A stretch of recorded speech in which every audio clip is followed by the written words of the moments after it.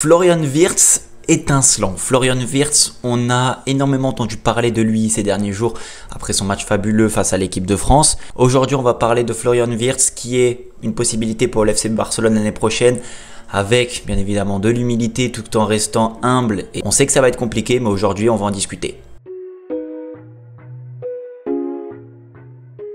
Donc les gars, j'espère que vous allez tous très bien. On se retrouve aujourd'hui pour une nouvelle vidéo qui me fait très plaisir parce que lors du match entre l'équipe de France et l'Allemagne à l'issue de la rencontre, j'avais fait un live sur YouTube et on a énormément parlé de Florian Wirtz. Il y a énormément de personnes d'entre vous qui m'ont dit Florian Wirtz au Barça, etc. Bref, vous étiez assez hype, c'est tout à fait normal vu le match étincelant qu'il a fait face à l'équipe de France, mais pas que, c'est pas que un match et on retient pas que ça, c'est toute sa saison avec le Bayer Leverkusen. L'année dernière aussi, il était déjà intéressant. On est vraiment sur un prodige et aujourd'hui, Florian Wirtz à 21 ans marque énormément les esprits de tout le monde entier. Tout le monde l'a vu et connaît sa qualité.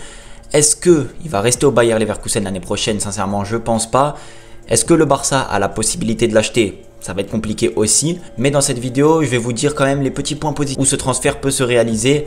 Et en plus de ça, je vais vous proposer deux compositions avec un Florian Wirtz à la baguette. Vous me direz en commentaire laquelle vous préférez. Le but de la vidéo aujourd'hui ne va pas être de décrypter exactement le style de jeu de Florian Wirtz ou quoi que ce soit. Ça va être de vous proposer deux compositions où justement Florian Wirtz peut intégrer cette équipe-là avec bien évidemment des sacrifices avant demander parce que Gundogan, De Jong, Pedri, Gavi, Joao Félix, Wirtz, il va falloir faire un choix, il va falloir faire des sacrifices. Mais c'est un bon choix parce que finalement, quand on veut redevenir roi de l'Europe, quand on veut conquérir, quand on veut tout gagner dans le football, il faut pouvoir avoir une profondeur de banc avec des joueurs sur le banc qui peuvent faire la différence. Et si aujourd'hui vous avez un Florian Wirtz et un Joao Félix dans la même position, un sur le banc et un titulaire, ça fera la différence. Si vous avez un Gundogan et un Pedri sur le banc titulaire, Gundogan titulaire, Pedri sur le banc, et bien sûr que quand Pedri va rentrer, ça va amener la même qualité, vous n'allez pas perdre en qualité. Et ça, c'est super important. Donc bien sûr que ces compositions que je vais vous proposer demandent des sacrifices, demandent énormément de choix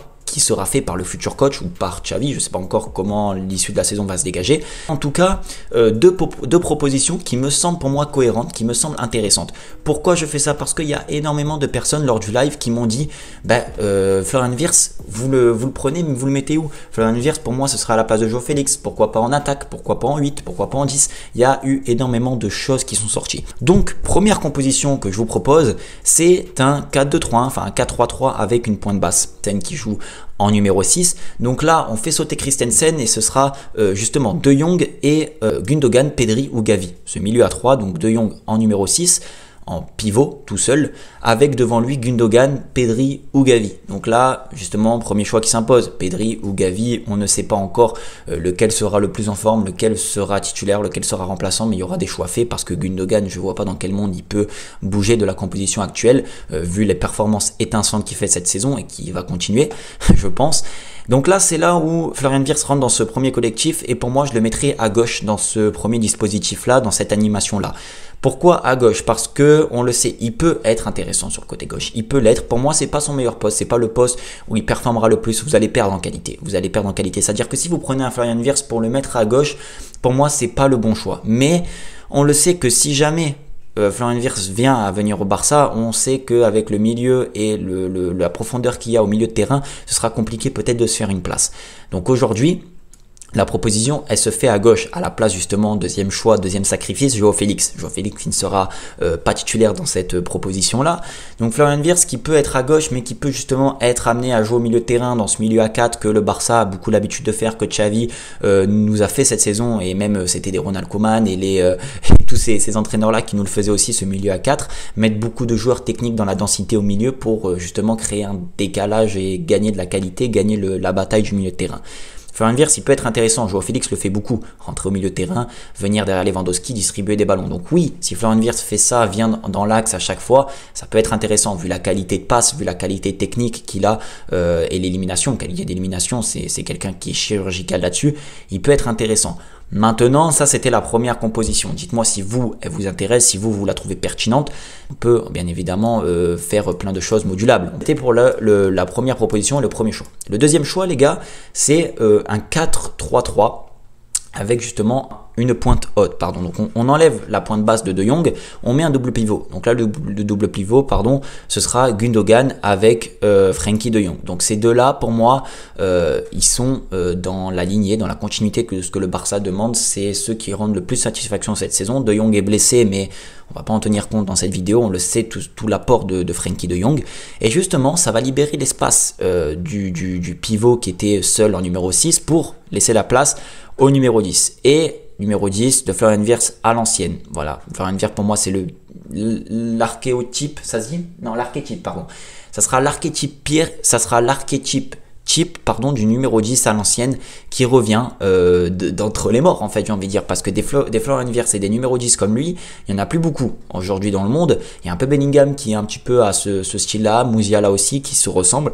Donc si vous mettez un Florian Wirtz dans ce dispositif-là en numéro 10, vous allez gagner énormément en qualité sur les transmissions. Donc là du coup ce sera João Félix à gauche, Lewandowski devant et Lamine Yamal à droite. Et quand je vois pour moi ce quatuor là avec Félix, Wirtz, Lewandowski, Lamine Yamal, on fait peur. Parce que Lamine Yamal a une marge de progression. Lewandowski peut encore faire une saison au top vu sa forme actuelle. João Félix à gauche, si il est en forme et en confiance, ça peut être un joueur vraiment très spécial. Et Florian Wirtz à la baguette, les gars. Pour moi, ça c'est la meilleure composition possible pour adapter Florian Wirtz au Barça. Maintenant, vous perdez bien évidemment Pedri et Gavi dans cette composition, mais vous gagnez en profondeur de banc et vous gagnez en collectif. Là, que Gundogan sort, Pedri rentre, c'est fort. De Jong sort, Gavi rentre, vous n'allez pas perdre en fait en qualité. Et Florian Wirtz qui peut aussi sortir, João Félix qui peut passer en 10, Wirtz qui peut passer à gauche. En fait, on a énormément de choix dans cette composition. Et pour moi, c'est parmi les deux proposées, la meilleure et celle qui s'adapte le mieux à Florian Wirtz. Donc voilà, dites-moi les gars ce que vous en avez pensé de ces deux propositions. Bien sûr, il y a tout le monde qui aura un avis différent, tout le monde qui aura un avis peut-être autre que ce que je vous ai proposé. Mais on va pas se faire non plus de film. Florian Wirtz n'a pas encore signé, peut-être qu'il restera, peut-être qu'il va prolonger encore avec le Bayer Leverkusen, pardon. On ne sait pas. En tout cas, tout ce qu'on sait, c'est que Rafinha a reçu une offre de 100 millions d'euros de la part de l'Arabie Saoudite. Il y a possibilité de récupérer de l'argent, il y a possibilité d'aller chercher Florian Wirtz ou quelqu'un d'autre, mais là en l'occurrence on parle de Wirtz qui sera pas moins de 100 à 110 millions d'euros. Je pense que si le Bayer le lâche, pardon, ce sera dans ces eaux-là. Maintenant, est-ce que ça va se faire ou pas? J'en sais rien. Je sais que lui, on l'a vu avec un maillot du Barça, etc. Donc il a dit que son rêve était de jouer au Barça. Tous les joueurs rêvent de jouer au Barça, tous les joueurs rêvent de jouer dans des grands clubs, donc on ne peut pas tenir compte vraiment de cette information. Et puis il y a tellement de choses en dehors du football, dans les transferts, dans les prix, dans le salaire et tout, donc on n'est pas maître de tout ça. Nous, tout ce qu'on sait faire, c'est donner des petites clés, vous donner un petit peu, nous faire rêver de ces compositions-là, et voilà, c'est comme ça que ça fonctionne. Bref, j'espère que la petite vidéo vous aura plu. N'hésitez pas à me dire en commentaire laquelle des compositions vous préférez, dans quel schéma de jeu vous préférez voir Florian Wirtz, est-ce que c'est un bon choix, ça peut être ou pas. Vous me le dites, je lirai en commentaire. En tout cas, merci encore du soutien, ça fait énormément plaisir. Je vous dis à la prochaine. Prenez soin de vous et de votre famille. Ciao.